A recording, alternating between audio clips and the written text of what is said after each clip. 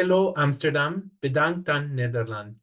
My name is Jose Lopez Ganem. I am a professor at Boston University and the executive director of the Fine Cacao and Chocolate Institute, a nonprofit organization and academic think tank based in Boston in the United States.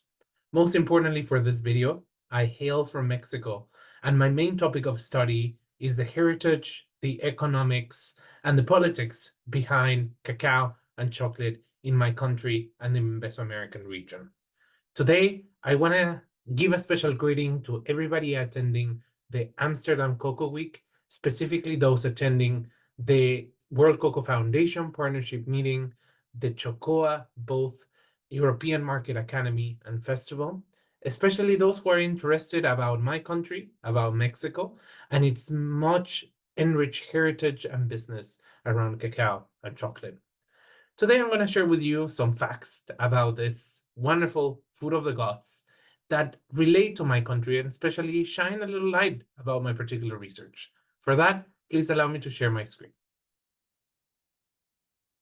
As you can see now, I would like to start my video by quoting someone that is particularly special here in the Boston area, Samuel Sewall.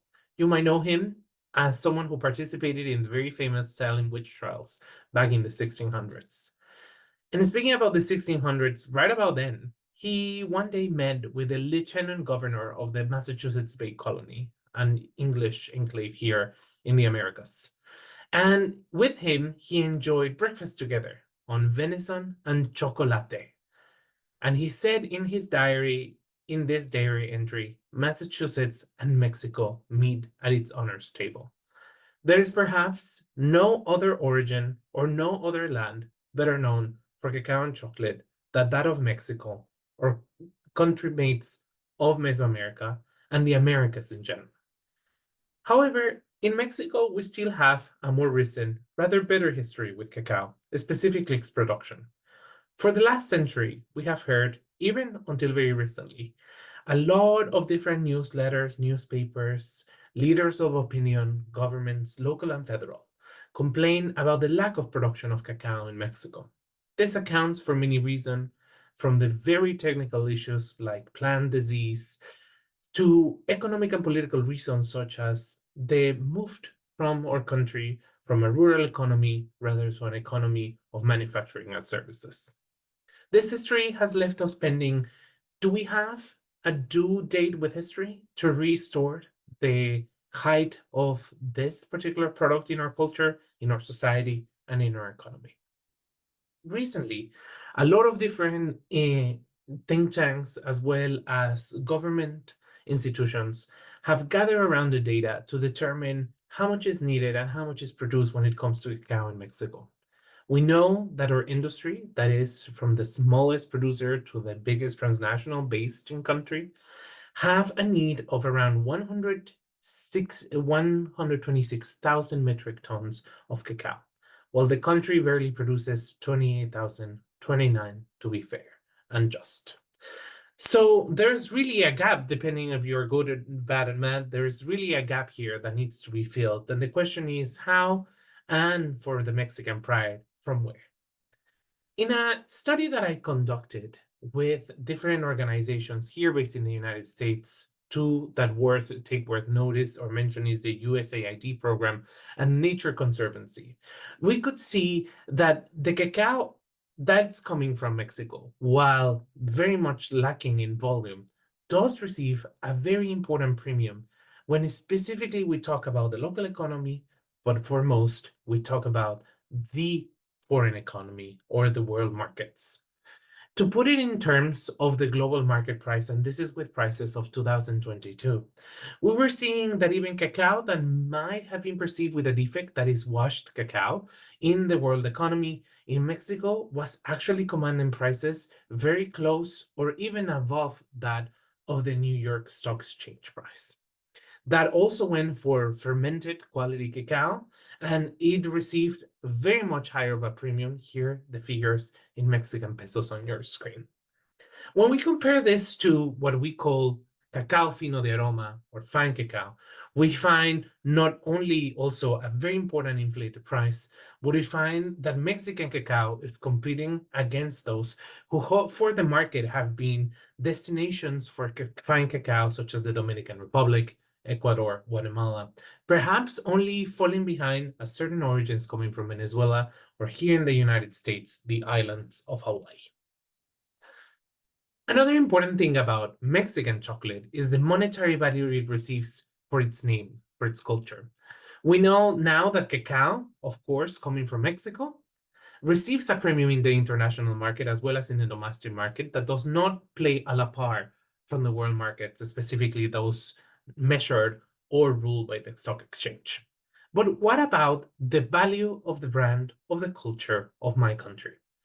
In a research I conducted back also in 2021, I followed a lot of different products that carried something of the Mexican. It was very tough. There is no working definition or there is no statute or law that defines what Mexican chocolate is. However, it is widely available in different markets, premium, specialty, and bulk. And what we saw is that depending where the chocolate was being sold, there was always, or almost always, a premium also to be paid from the average chocolate product, especially in the specialty market. Sorry for the redundancy. That means, for example, in Japan, where specialty chocolate normally features or is around by average of $9.07, that had to be or is marketed with a relationship to Mexican or that of Mexican culture receives a $1.30 premium above that. So it is, for example, in Australia or its neighboring New Zealand, where it's around $1.06 that it is paid on top of the average of a specialty chocolate bar. Even in our own market, Mexican people, Mexican consumers are rewarding chocolates that have something to do with Mexico by almost $4 to the average price of a specialty bar. The only place that it's worth highlighting is here, my adopted home in the United States, where a relationship to lo mexicano, as we will say in Spanish, is perhaps seen as less than what an average consumer will pay for a specialty chocolate product. One important question that I get asked by my students here at Boston University, by consumers, is where did Mexican chocolate came from? If we think, for example, about champagne, if we think about coffee, we certainly can adhere a place to the product. And Mexico has seemed to win the lottery, and for the purpose of our industry, this is great. Mexico has a relationship to chocolate. But where did really Mexican chocolate began its market existence? Where did we started consuming something because it was Mexican, specifically when we chocolate? Well, there's three possible explanations, and there's three vivid examples if we go to primary sources of where those can have happened. First and foremost, of course, the colonial experience, that is cacao traveling out of the ports of New Spain all the way back to different distances in the European continent, Aragon and Catalonia in today the Kingdom of Spain, Sicily in the Republic of Italy, and beyond. The second is our close association and vicinity with our neighbor to the north, the United States.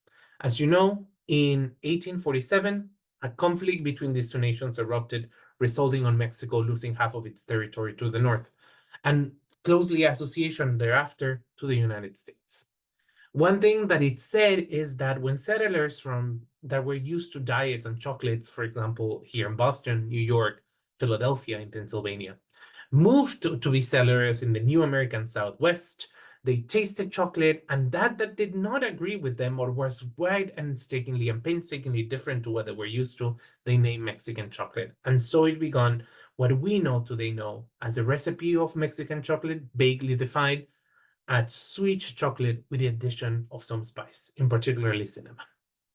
And then chocolate has been used also as a tool of nation making, specifically in contemporary Mexico after the period of revolution between 1930 and 1960.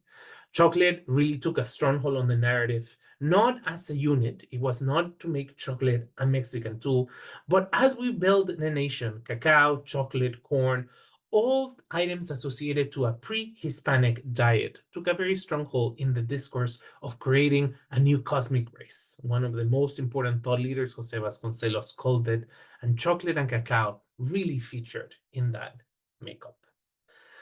What it is interesting then to, in order to explore as we finish talking about Mexican cacao and chocolate, is today in Chocoa, we're going to be gathering to talk about the value and the trade of a particular product. But can we talk about the trade of a culture, the trade of a trademark of intellectual rights? Join me and the many Mexicans and many Mesoamericans that will be flocking the showroom and the different panels in an exploration of these questions. Thank you for having us.